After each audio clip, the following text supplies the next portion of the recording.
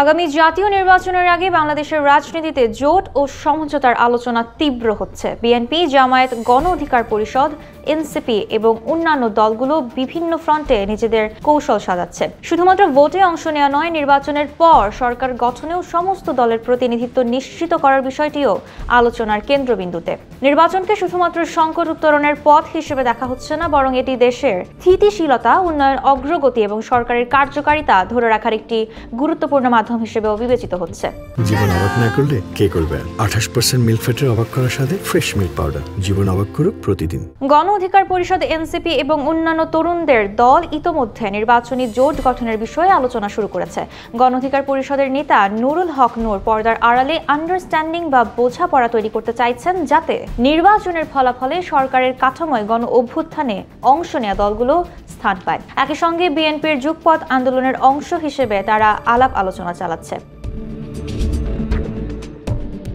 এদিকে বৃহত্তর জোট রাজনীতির মধ্যে সবচেয়ে বড় দল হিসেবে বিএনপির ভূমিকা অত্যন্ত গুরুত্বপূর্ণ।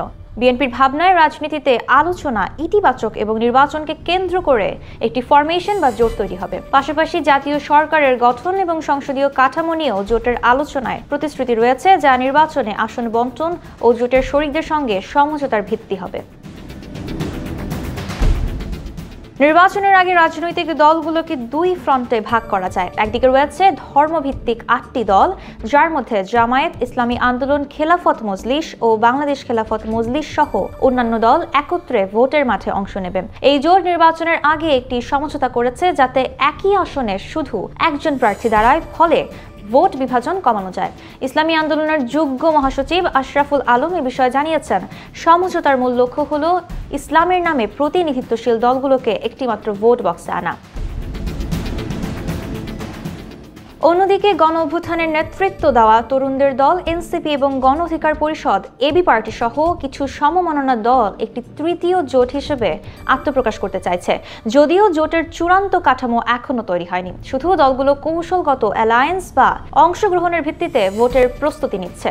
জাতীয় নাগরিক পার্টির সিনিয়র যুগ্ম আহ্বায়ক আরিফুল ইসলাম আদিব জানিয়েছেন, যে দলগুলো বাস্তবায়ন এবং জুলাই গণঅভ্যুত্থানের প্রতি ইতিবাচক হবে, তাদের সঙ্গে কৌশলগত জোট গঠনের সম্ভাবনা রয়েছে। প্রতিটি দল এবার নিজের মার্কা অনুযায়ী ভোটে অংশ নেবে এবং জোটের ফ্রেমও কৌশলগত হবে।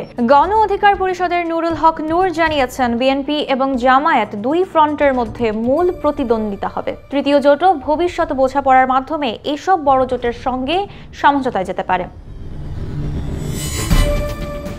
বিএনপির সঙ্গে যুগপৎ আন্দোলনে থাকা গণতন্ত্র মঞ্চ, জমিয়তে উলামায়ে ইসলাম, গণফোরাম, এলডিপি, বিজেপি ও অন্যান্য বামডানপন্থী দল একত্রিত হওয়ার সম্ভাবনা রয়েছে। এছাড়া বিএনপি নতুনভাবে 36টি আসনে প্রার্থিতা ঘোষণা করেছে, তবে 28টি আসন ফাঁকা রেখেছে জোটের শরিকদের সঙ্গে সমঝোতার জন্য। দলটি মনে করে, তফসিল ঘোষণার পর জোটের রূপরেখা আরও স্পষ্ট হবে। জাতীয় পার্টি ভাঙনের পর আলাদা অংশ আনিসুল ইসলাম মাহমুদের নেতৃত্বে অন্য একটি জোট গঠনের চেষ্টা চালাচ্ছে। জাতীয় পার্টির এই অংশ বিভিন্ন দলকে সঙ্গে নিয়ে নির্বাচন ও রাজনৈতিক কর্মসূচি উপস্থাপন করতে চায়।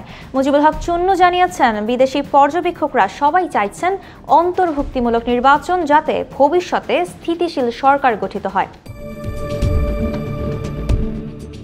রাজনৈতিক বিশ্লেষকদের মতে, এই নির্বাচন কেবল ভোটের লড়াই নয়, এটি বিভিন্ন রাজনৈতিক শক্তির কৌশল, জোট এবং সমঝোতার পরীক্ষাও বটে।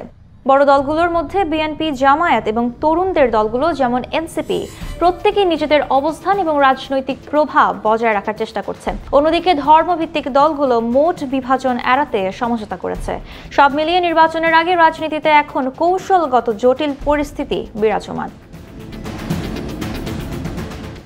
এই পরিস্থিতি থেকে বোঝা যায়, বাংলাদেশের রাজনীতি এখন শুধু নির্বাচনী প্রতিযোগিতা নয়, এটি রাজনৈতিক অংশীদারিত্ব, জোট রাজনীতি এবং সরকার গঠনের প্রক্রিয়াকেও কেন্দ্র করে। দলগুলো কেবল ভোট জয়কে কেন্দ্র করে না, বরং নির্বাচনের পর সরকারের স্থিতিশীলতা, কার্যকারিতা এবং দেশের উন্নয়ন অগ্রগতিও গুরুত্ব দিচ্ছে।